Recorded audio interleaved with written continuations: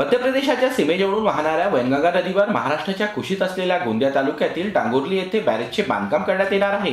यासाठी राज्य शासनाने 395 कोटी रुपयाचा निधी मंजूर केला आहे। या योजनेचे काम युद्ध पातळीवर पूर्ण व्हावे यासाठी आमदार विनोद अग्रवाल यांच्या पुढाकाराने नागपूर येथील हिवाळी अधिवेशनादरम्यान सिंचन विभागाच्या अधिकाऱ्यांची बैठक पार पडली।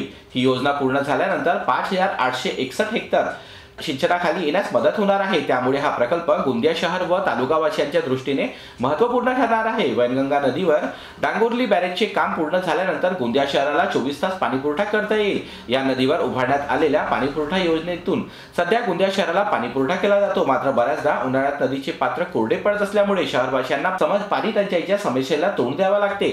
मात्र हा प्रकल्प पूर्ण झाल्यानंतर शहराला 24 तास पाणीपुरवठा करण्यात येणार असल्याची माहिती आमदार विनोद अग्रवाल यांनी दिली आहे। महोदय, आज सिंचनाचा फार मोठा अभाव आमच्या जिल्ह्यामध्ये आहे।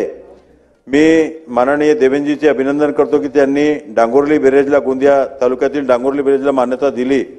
परंतु हा आंतरराज्य प्रकल्प आहे आणि म्हणून याला त्वरित सुरू करण्याकरता तातडीने उपाययोजना शासनाच्या माध्यमातून झाली पाहिजे। अध्यक्ष महोदय, त्याचप्रमाणे रजेगाव घाटी, तेडवा सिवनी आणि याचे कामं मागील 2 वर्षापासून रखडलेले आहेत आणि म्हणून हे सुद्धा कामं सुरू करण्याकरता शासनाने लवकरात लवकर नवीन सुधारित प्रशासकीय मान्यता या प्रकल्पांना द्यावी, जेणेकरून यांचे कामं सुरू करता येतील। अध्यक्ष महोदय, त्याचप्रमाणे आमच्या गोंदिया जिल्ह्यामध्ये एक जीवनवाहिनी म्हणून पांगोली नदी आहे आणि या पांगोली नदीचे पुनरुत्थान करणे सुद्धा गरजेचे आहे। अध्यक्ष महोदय, आणि म्हणून याचा डीपीआर सुद्धा आम्ही तयार करत आहोत।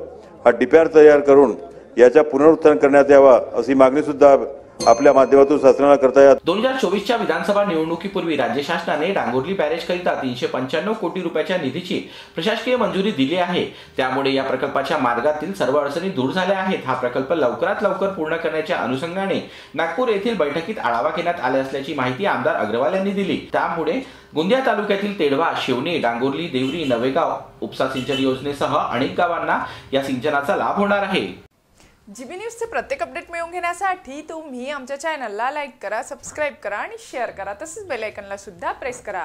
आपला जिल्हा, आपली बातमी, जीबी न्यूज, गोंदिया।